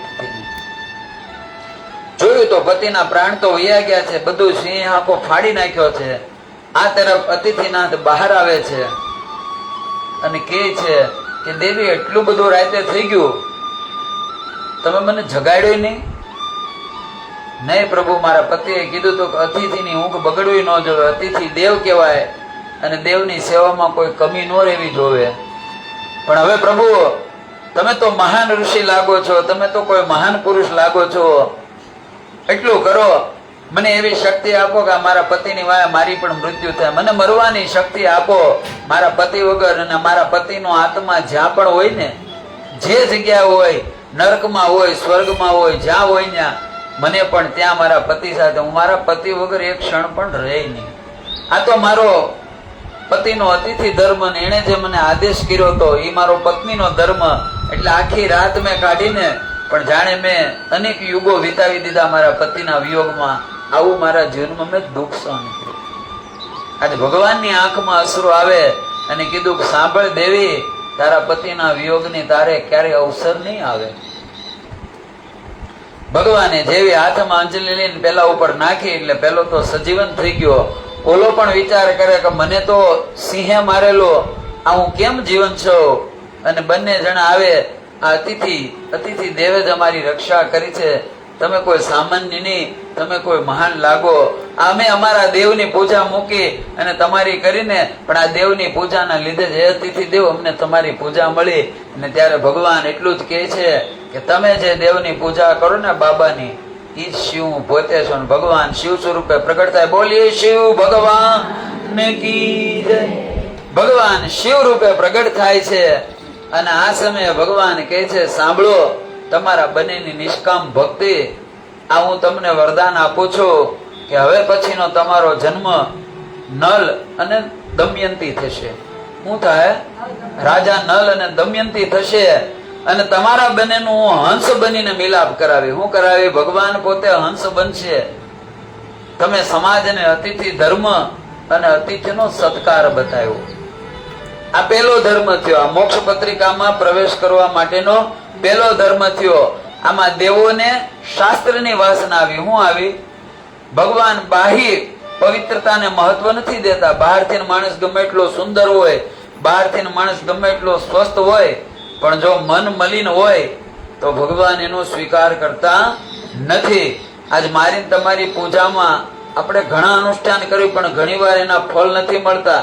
એની પાછળનું કારણ શું? કે પછી નિયમમાં બંધાઈ જાવી. આપણે શેમાં બંધાઈ જાવી? અનુશાસન જરૂરી છે. અનુશાસનથી જ જગતનું સંતુલન છે. પણ અનુશાસનની સાથે શુદ્ધતાની સાથે પવિત્રતા પણ એટલી જ મહત્વની છે. આજે થયું શું ખબર? પાશ્ચાત્ય દેશ છે ને, એને શુદ્ધતા ઉપર, તમે વિદેશમાં જો બધું ક્લીન જ હોય, બધું બહુ ચોખ્ખું હોય, એમ શુદ્ધતા ઉપર એને બહુ બળ આપ્યું, પણ એ પવિત્રતાના નામ ઉપર હાવ ઝીરો થઈ ગયા. અને આપણે છે તો આમ વાતો આત્માની પરમાત્માની કરી, પણ શુદ્ધતા જો તો કાંઈ નહીં. મંદિરમાં દર્શન કરવા જાઓ એટલે બીલી પગમાં આવતા હોય, ફૂલ પગમાં આવતા હોય, બધું પગમાં આવતું હોય, બસ એક જ આંધળી દોટ જ બધાને ચડાવવાની. અને કેવી જડતા! હું તમને કહું, હોમ મારે અમારે છે ને ગોકળેશ્વર મહાદેવ 8 થાળ હોય. કેટલા હોય? પછી ઈ કાંઈ ઓલા ભાઈ ભરતભાઈ ઈ બ્રાહ્મણ ઈ કાંઈ લઈને કાંઈ નહીં. અને પછી કોણ ખવડાવે વિચાર કરવો પડે.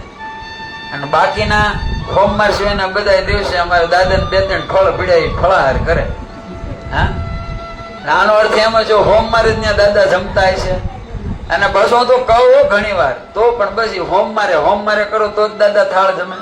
હા, અને પછી થાય એવું મેં કીધું મંદિર એક હોય ને મંદિરમાં પૂજારી 2 હોય પણ પછી તો હું ને એમાં 5 થાળ આવે તો એ બિચારા કેટલું ખાય.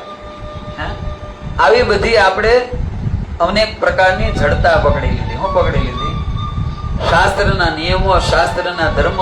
પણ પેલો ધર્મ કયો બતાવ્યો? પેલો ધર્મ અતિથિ ધર્મ બતાવ્યો. હું બતાવ્યો? અતિથિ ધર્મમાં સત્કાર હોવો જોઈએ. આજ જો કળિયુગમાં એમાં પણ ભેદ પડી ગયા. અતિથિ એટલે પછી તમારી ઘરે ભિખારી આવ્યો ને એ પણ અતિથિ જ હોય. એના પ્રમાણ શાસ્ત્રમાં બતાવ્યા ને. આ શેઠ સગા છે ને ભગવાન કસોટી કરવા અતિથિને જ ગોતવા નીકળ્યા હતા. કોને ગોતવા નીકળ્યા હતા? એનો નિયમ હતો કે અતિથિને જમાડીને પછી જમવું. અને 21 દિવસના એને જયારે ઉપવાસ થયા અને મેઘલી રાત ને 12 મેઘ ખાંગા થયા, પણ ભગવાન કે હવે આને મારે, પણ તોય ભગવાને પાછું કસોટી તો લડી જ લેવું તો એમ. 21 દીની તો થઈ કસોટી, પણ છતાંય આનો અતિથિ ધર્મની પૂરે કસવો છે એટલે ભગવાન કોઢીનું અને એવું રૂપ લીધું.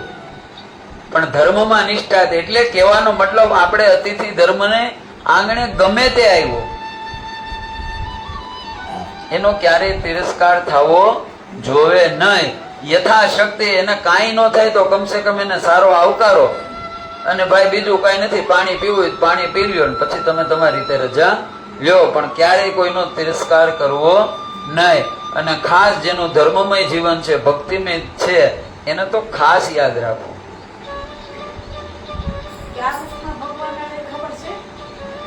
અને કસોટી ત્યારે જ થાય ને, કસોટી ત્યારે જ થાય. એટલે અહીંયા બતાવ્યું છે, આ હું બતાવ્યું છે કે શાસ્ત્રની જગ્યાએ જરૂરી છે, પણ પરમાત્માની પ્રાપ્તિ માટે બહુ કોઈ જ્ઞાનની જરૂર નથી, બહુ વેદાંતની જરૂર નથી. એટલે શાસ્ત્રની વાસના રાખીને આવ્યા જાવ ને તો પણ પરમાત્મા મળતા નથી. આને મેં કીધું કાંઈ ખબર નહીં. શિવલિંગ કોને કહેવાય એ ખબર નહોતી. ભગવાનને ક્યાં ક્યાં પત્ર ચડે એ પણ ખબર નહોતી. બસ ઋષિએ કીધું કે એને બધું ચડે. અને જે ચડાયું ને એ કઈ હતું ખબર? તે દિવસે જે રાત્રિ એ લીલોતરી અમાસ હતી, તેથી એનું નામ પડ્યું લીલોતરી અમાસ. બધી લીલોતરી ચડાવી આ લોકોએ. ભગવાન અદિનાથે કીધું કે આજથી મને જે કાંઈ આ બધું, પછી આપણે કેવડા તીર્થને દી ચડાવી, પણ લીલોતરી અમાસ આજે ગઈ ને હમણાં અમાસ જે અષાઢ મહિને, એને લીલોતરી અમાસ કહેવાય. શું કહેવાય? અને તે દિવસે આ લોકોએ બધું ચડે ને તેથી ભગવાન એની કસોટી કરવા આવેલા. એટલે પેલો અતિથિ ધર્મ થયો. અતિથિ ધર્મ એટલે આંગણે પછી જે આવ્યો હોય એનો સત્કાર કરવો, એનો આદર કરવો, આ અતિથિ ધર્મ થયો. આ પેલો ધર્મ મોક્ષ પત્રિકા. આ એક ધર્મ હોય તો મેં તમને કીધું કે આને કાંઈ ખબર નહોતી પડતી. કોઈ પૂજા નહોતા જાણતા, કોઈ વ્રત નહોતા જાણતા. અને વળી ભગવાનને મેં કીધું એમ તમે વિચાર તો કરો. તામસી ભગવાને તામસી એનું, પણ જો આ શુદ્ધતા, આ ભાવના ન હોય, ધર્મ પ્રત્યે નિષ્ઠા ન હોય, તો પછી તમે કદાચ 32 બાતના ભોજન આપો તો ભગવાન એનો સ્વીકાર કરે નહીં. એટલે પેલી વસ્તુ છે અતિથિનો ધર્મ. બીજી આગળની કથામાં મોક્ષની એની અંદર સેવા ધર્મ બતાવ્યો. શું બતાવ્યો? સેવા. અને એની માટે આપણે ક્યાંય આગળ જવાની જરૂર નથી. આ મોટામાં મોટો કોઈ ઉદ્દેશ આપ્યો હોય તો ભક્ત પુંડરીકે આપ્યો. કોને આપ્યો? પુંડરીકે આપેલો.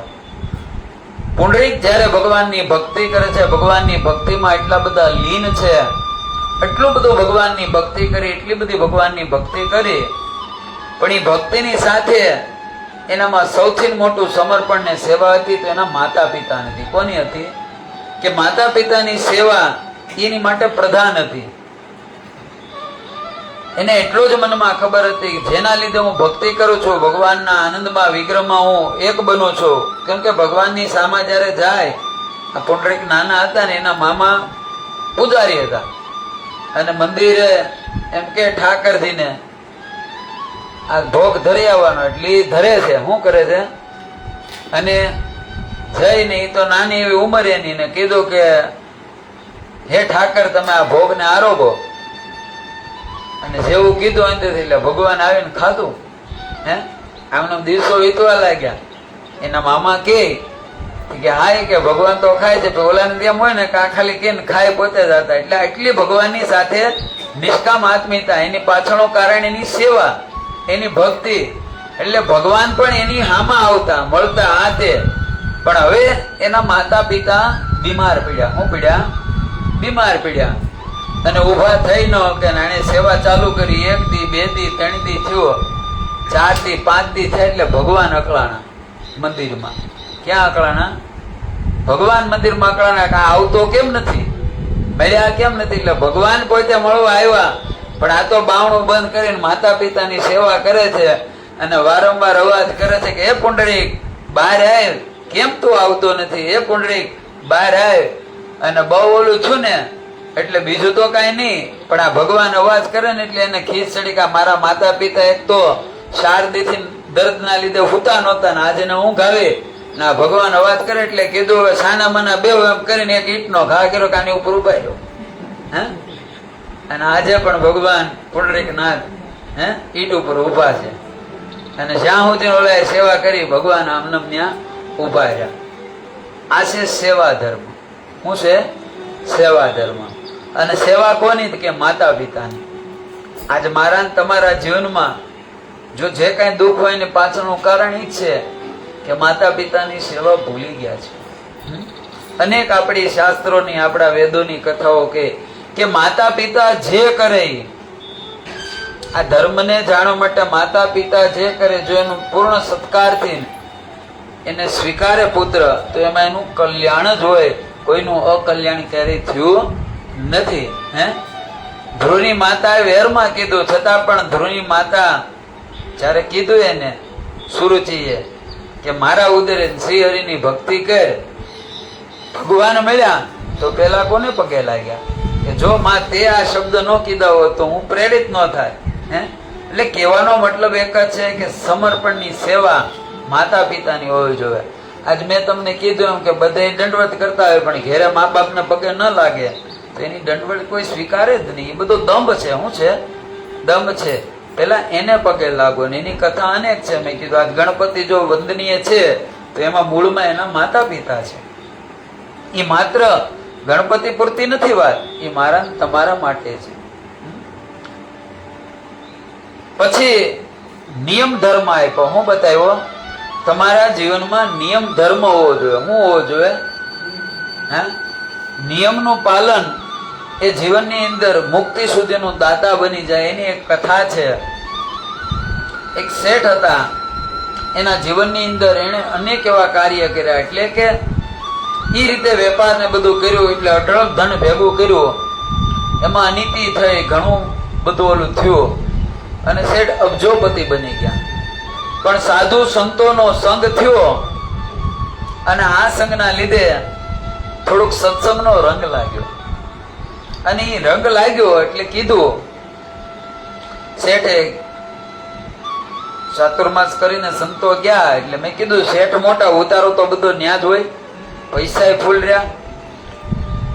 પણ સંતો મેં કીધું એમ બ્રાહ્મણો સંતો સાધુ કોઈના ઘરે આવે અને જમે ને એટલે આપણા શાસ્ત્રમાં કીધું એ અન્ન નથી ખાતા, એ તમારા પાપ કર્મ ખાઈ જાય. શું ખાઈ જાય? આજ શેઠ ને કીધું, શેઠ અમને એક વચન આપો, એક અમે તમને ધર્મ આપી, ધર્મનું તમે પાલન કરજો. તમારે મુક્તિની યાત્રા કરવી હોય, તમારે મોક્ષની યાત્રા કરવી હોય તો એક ધર્મ હું તમને આપું છું, એ ધર્મનું તમે પાલન કરજો. શેઠને પણ મેં કીધું એમ સંતોનો રંગ લાગેલો, સંતોની ભક્તિ લાગેલી. એટલે આજે સંતોએ જેવું કીધું કે નિયમ લ્યો તમે ધર્મનો, હા એ કે હું લેવા તૈયાર છું. શું ધર્મ છે? ત્યારે એટલું જ કીધું સાધુ એક, તમારા ગામમાં કોઈ પણ માણસ આવે કાંઈ પણ વેચવા, પછી જો એને પૂછવાનું એને એ વસ્તુ વેચાણી ન હોય, એને બોણી ન થઈ હોય તો તમારો ધર્મ એ છે કે તમારે એને બોણી કરાવવાની. એટલે કે એ ગામમાંથી નિરાશ જવો જોવે નહીં એમ. કેમ કે ગામના ઝાપામાં શેઠનો મોટો બંગલો, એટલે કોઈ પણ માણસ કાંઈ પણ વસ્તુ લઈને આવે વેચવા અને તમારે પૂછવાનું, તમારે જરૂર ન હોય તમે લેવાના જ છો, પણ તમારે એ વસ્તુની જરૂર ન હોય પણ એ એમ કે મારે બોણી નથી થઈ તો તમારે એને બોણી કરાવવાની. શું કરાવવાની? બોણી કરાવવાની. એટલે શેઠે એ નિયમનો સ્વીકાર્યો. દિવસો વીતવા લાગ્યા. શેઠનો નિયમ કોઈ પણ ગામમાં આવે પછી મેં કીધું હાંજ સુધીમાં કેટલું આવે, અને જો બોણી ન થયું એટલે શેઠ આમ ઢેગલો થાય. પછી મેં કીધું રૂપિયા તો ઘણા હતા. પછી હાંજે એમાં મેં કીધું ઘરમાં જરૂર તો હોય ને, કોઈ બકાલું લઈને આવે તો બકાલું હોય તો લેવું પડે આ તે. પછી પાછું શેઠે બીજું જે હોય પછી હાંજે જે હોય ને પાછું વેચી દઈ દે આમ જરૂરિયાતમંદને. પણ આમ ધર્મ હકારે છે ને પછી તો શેઠ ને મજા આવી, કેમ કે સત્કર્મ થવા માંડ્યું. શું થવા માંડ્યું? સત્કર્મ થવા માંડ્યો. શેઠનો ધર્મ અતિ વધવા લાગ્યો. આમ દિવસો વીતવા લાગ્યા, વર્ષો વીતવા લાગ્યા. આ તરફ સંતોની યાત્રા એક બીજા ગામમાં જાય છે, અને ત્યાં એક ગામમાં એક અતિ નિર્ધન માણસ, અને ચારેય બાજુથી દારિદ્રતા. આ બધી તમે જોવો ને, બધું ઘરના ચારે ખૂણા પણ ત્યાં ઝાડા અને બીજું કાંઈ નહોતું. હે, આખા ઘરમાં ઝાડા ને ઈ બધું ભરેલું હતું. ઘરમાં નહીં ખાવાનું કાંઈ, અને ભગવાનને પ્રાર્થના કરે. અને એટલામાં એ ગામમાં આવડા સંતો નીકળ્યા, અને સંતોનો આદર એને કર્યો. પગમાં પડ્યો, મારી પાસે બીજું તો કાંઈ છે નહીં, જળ છે. આ જળ ગ્રહણ કરીને બાપજી મને 500 રૂપિયા મળે એવું કાંઈક તમે કરી દો ને તો મારું જીવન, મારે કોઈ પાસે માંગવું નથી, પણ મારે જીવનમાં વેપાર કરીને આગળ વધવું છે. એક 500 રૂપિયા મને મળી જાય તો મારું કામ થઈ જાય. સંતોની પાસે તો શું હોય? કાંઈ ન હોય. પણ સંતોએ કીધું એક કામ કર ભાઈ, 500 રૂપિયા તો નથી, પણ તારા ઘરમાં જે ધૂ હોય ને, ધૂ ઝાડા, આ બધું જે કાંઈ તારો એ બધું હુંડલામાં ભેગું કરી અને તું જા વેચવા, તને 500 રૂપિયા મળશે. એટલે ઓલો વિચારમાં પડી ગયો, અરે કાંઈ ધુઓ, આ ઘરનું દાળ દળ બધું હોય. સંતો તમારે ન દેવું હોય તો કાંઈ નહીં, તમારી પાસે ન હોય તો કાંઈ નહીં, પણ આ ઊંધા રસ્તે હું કામ ચડાવશો? એક તો હેરાન છો, ખાવા કાંઈ છે નહીં. અને જયારે ધંધો કરતો ત્યારે મારી સારી વસ્તુ નહોતી વેચાતી, તો આ હું કાંઈ મારા ઘરનું દાળ દળ, મારા ઘરના ધૂંઝાળા, આ બધું કોઈ થોડા લે? તને જો સંતોની શ્રદ્ધા હોય તો હું તને કહું છું કે આ દાળ દળ વેચવા જા, અને ત્યાં સુધી વેચજે જ્યાં સુધી વેચાય નહીં. ભલે 1 ગામ 2 ગામ 5 ગામ જેટલા ફરવા પડે, પણ મારી વાત ઉપર ભરોસો રાખ, તને 500 રૂપિયા મળશે. અને હવે મેં કીધું એને બધા પ્રયત્ન કર્યા, ક્યાંયથી કાંઈ નહોતું, એટલે બીજો કોઈ રસ્તો નહોતો. તેને નક્કી કર્યું હવે જે હોય હાલો નહીં, કે જવામાં શું વાંધો છે. અને સારે ખૂણામાં ઈ બાને ઘર તો સાફ થાય ને, એટલે સારે ખૂણામાં બધું સાફ કરીને આખો હુંડલો ભર્યો એ ઝાડાનો બધાનો, અને નીકળ્યો. લ્યો કોઈ ઝાડા, લ્યો કોઈ ઝાડા, કોણ લે ભાઈ? ઉભી રહેવા દે.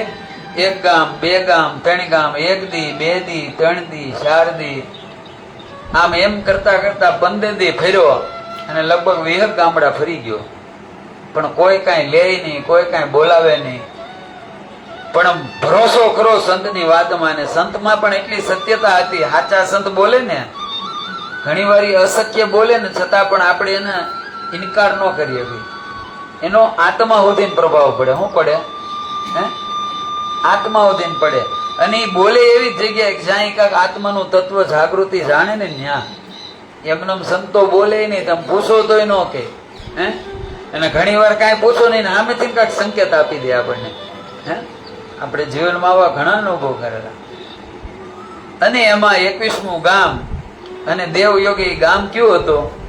પેલા જે શેઠને સંતોએ નિયમ આપેલો કે તારા ગામમાં કોઈ પણ આવે એટલે તારે એક જ કામ કરવાનું, હું એને બોણી ન થઈ હોય એને બોણી કરાવવાની, પણ પેલા નહીં કરાવવાની, છેલ્લે કરાવવાની. ક્યારે કરવાની?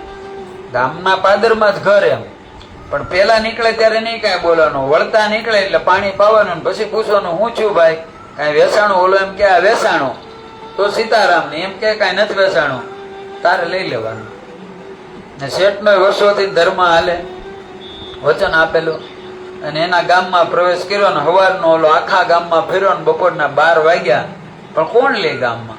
એ તો જે ઓલા 20 ગામમાં છું એવું જ આ ગામમાં. અને થાકેલો પાકેલો શેઠનો બંગલો, અને ત્યાં આવીને ઓટે ઉભો રહ્યો. એટલે શેઠે બાવણું ખોલ્યું, લ્યો ભાઈ પાણી લ્યો. પાણી પીધું.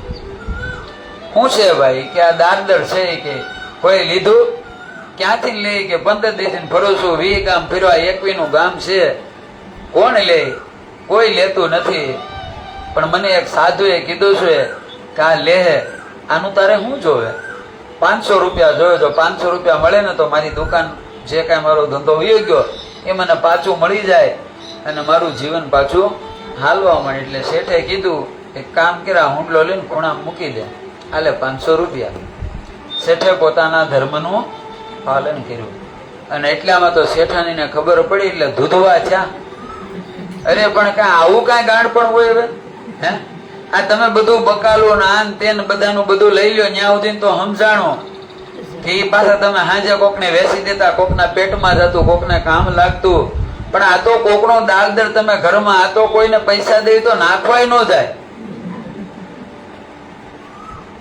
હવે મને એવું લાગે છે કે તમે હવે આંધળા થઈ ગયા, તમારી બુદ્ધિ આ બધી મતી ફરી ગઈ છે તમારી. કાં તો આ દાલદર ને કાઢો અને કાં તો હું આ ઘરમાંથી વહી જાઉં.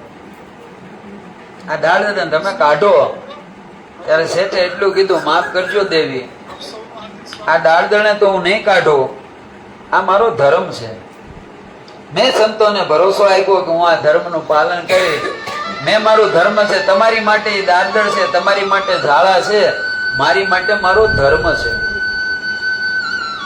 શેઠાણી રી કરીને વૈયા ગયા, રસોઈ બનાવી નહીં. જેવી ભગવાનની ઈચ્છા, આજે એકાદશી. શેઠ પાણી પી અને હોઈ ગયા. સાંજ પડી તો શેઠાણી આવ્યા ને એટલે શેઠ સમજી ગયા હજી કાંઈ એની ખીર ઉતરી નથી, પણ એક ટાઈમ થાય પાછા આવી જાય, ભલે એ બાને માવતર આટો મારી આવશે ને. એટલે રાત્રિનો સમય છો. શેઠે થોડું ઘણું કાંઈક ફ્રૂટ પીડ્યું હતું ઘરમાં, ફલાહાર કરી લીધો અને બરોબર શેઠ થી તો હું આપડી જવું નતું 10 વાગે. 4 પોર પૂરી માણા ઊંઘ લેતા. હે, અને 4 પોર ક્યાંથી ચાલુ થાય? પેલો પોર 7 વાગ્યાથી ચાલુ થઈ જાય, હાંજના 6 વાગે ઝાલર વાગે અને તરત 6:30 માણસ જમી લેતો ને 7 વાગે જ હોઈ જતા. હે, 7 થી કે 10, 10 થી 12, 12 થી 2 અને 2 થી 4, આમ 4 પોર થતા. કેટલા પોર થતા?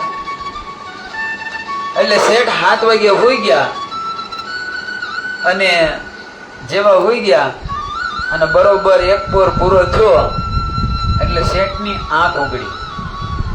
આંખ ઉગડી ને એટલે સામે સાક્ષાત માં લક્ષ્મી ઉભા છે. એટલે શેઠે વંદન કર્યા. કોણ? એ કે હું લક્ષ્મી તારા ઘરની. કેમ માતાજી, કેમ આવવાનું છું? કે આવવાનું નથી હોય તો જવાનું છું છે. આજે લક્ષ્મીમાં છે ને એની સામુ બાજુમાં એક ધોળો પુરુષ ઉભેલો. ક્યાં ઉભેલો? એની ડેલીએ ઉભેલો, મેન ગેટે. અડધો પગ એનો અંદર છે અને અડધો પગ ડેલી ને બારો છે. લક્ષ્મીજી હામા છે. શેઠનો લક્ષ્મીજીનો સંવાદ આલે છે. કેમ માતાજી, હું મારો દોષ હું? કેમ તમે મારા ઉપર ક્રોધિત છો? કેમ તમે મારું ઘર મૂકી જાઓ? હવે એ કે જાવ નહીં તો શું કરું? એ કે આ દાળદર ને હું બે ભેગા ન રેવી. હે, તે પેલાનો દાળદર તારા ઘરમાં તારા ખૂણામાં મૂક્યો છે અને જ્યાં દાળદર હોય, જ્યાં અપવિત્રતા હોય, અશુદ્ધિ હોય, ત્યાં ક્યારેય લક્ષ્મીનો વાસ ન હોય. તેથી તો સ્ત્રીનો ધર્મ બતાવ્યો. સ્ત્રીએ ઉઠીને પેલું કામ કયું કરવું? કે હંજવારી, પેલો કચરો કાઢવો, પછી હેઠવાડ, પછી કપડા ને બીજું બધું પછી આવે. હે, પણ પેલી આ વસ્તુ કરવી. ક્યારે પણ હેઠું વાસણ રાતે મૂકવું નહીં. અને વાસણ જેવું જમવાનું પૂરું થાય એટલે પેલું કામ વાસણ નું કરવું જોઈએ. આની સાથે હું ન રહી શકું. ત્યારે શેઠે એટલું કીધું કે માતાજી, તમને એ દાળદર દેખાય, મારો તો એ ધર્મ છે. શું છે? મારો તો એ ધર્મ છે. તમારે રહેવું હોય તો રહ્યો, અને બાકી જો તમને ખોટું લાગતું હોય તો માફી માંગુ છું. તમે તારે જઈ શકો છો. જયારે કૃપા થાય ત્યારે મારી બીજી પેઢીમાં તમે અનુગ્રહ કરજો. એટલે લક્ષ્મી તો મોઢું મોડીને જ્યાં હાલતા ઓલો જે પુરુષ હતો ને અડધો પગ બારો અડધો, એ ફળિયામાં આવી ગયો અને લક્ષ્મીજી સીધા બહાર. શેઠ પાછા આંખ વીસીને હોઈ ગયા. જેવી આંખ બંધ કરી શેઠને ઊંઘ આવી ગઈ. બરોબર બીજો પોર થયો 12 વાગ્યા. શેઠની પાછી આંખ ખુલી એટલે જોયું તો 2 સ્ત્રી ઊભી હતી. એટલે વંદન કર્યું. તમે કોણ? એ કે અમે રિદ્ધિ સિદ્ધિ. કેમ બાપા આવવાની છું? આવવાનું નહીં કે જવાનું છું? કેમ? જ્યાં લક્ષ્મી ન હોય ત્યાં અમારે કેમ રહેવું હોય? કે લક્ષ્મી વગર અમે ન રહી શકવી, કે અમારે લક્ષ્મી જ જોવે. તમે આ દાલદર રાખ્યું એટલે લક્ષ્મીજી વિયા ગયા. તમે આ દાલદર ને મૂકો તો લક્ષ્મીજી આગળ પાછા અમે બોલાઈ આવી. શેઠે જોયું આ તો ઉભે, પણ ઓલો જે અડધો બહાર ને અડધો અંદર હતો ને એ ફળિયામ જોયો શેઠે, ધોળો પુરુષ. એટલે એને કીધું કે અમે જ્યાં લક્ષ્મી હોય ત્યાં જ રેવી, બાકી અમે રેવી નહીં. તો કીધું ભલે બાપા, તમને જે યોગ લાગી કરો, પણ મેં તો મારા ધર્મનું પાલન કર્યું છે. તમે લક્ષ્મી માની રીતે જવું હોય તો તમે જઈ શકો છો.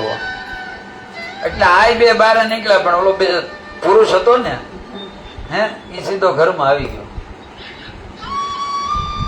અને શેઠ તો હોઈ ગયા પાછા. અને જેવા શેઠ હોઈ ગયા એટલે પાછી એને ઊંઘ આવી ગઈ. અને પાછો ત્રીજા પોરે શેઠની 2 વાગે ઊંઘ ઉગડી.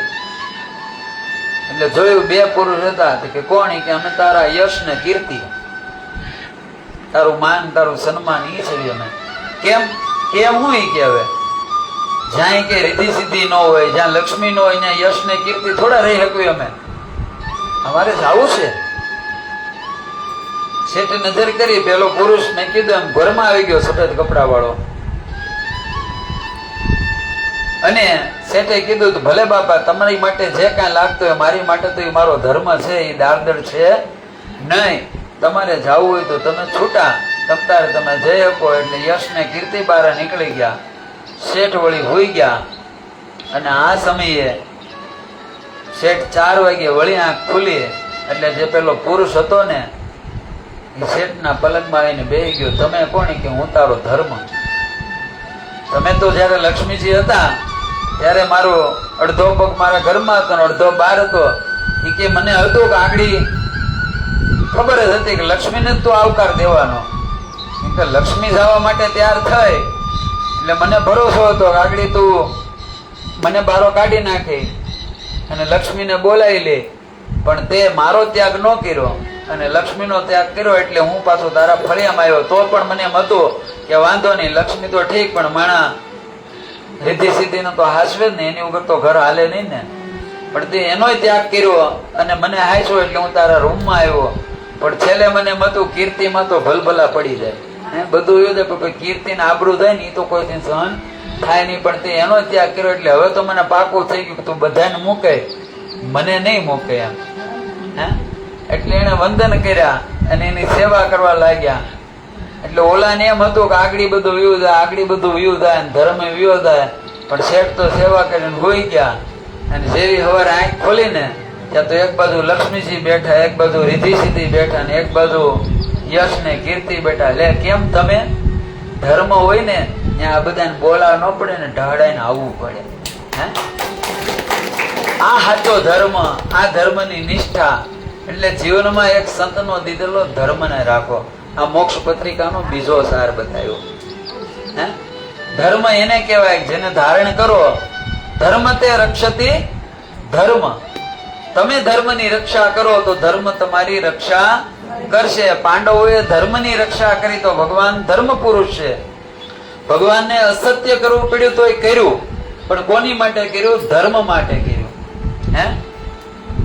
તમે કલ્પના તો કરો કે જયારે પ્રતિજ્ઞા લઈ લીધી ભીષ્મ પિતામહે, દુર્યોધને કડવા વેણ કીધા કે તમે છવો મારી સેનામાં, ખાવ મારું અને ભલું કોનું ઈશો? પાંડવોનું ઈશો છો.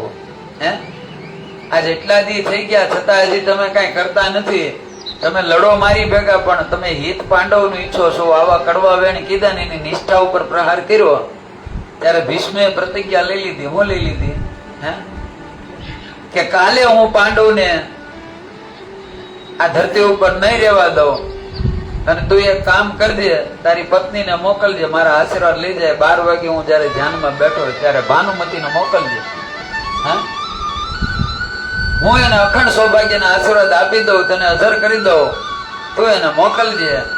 અને આ સમયે અર્જુન હુતા છે અને ભગવાન આમથી આટા મારે છે. એને ક્યાંય હક નથી થતું.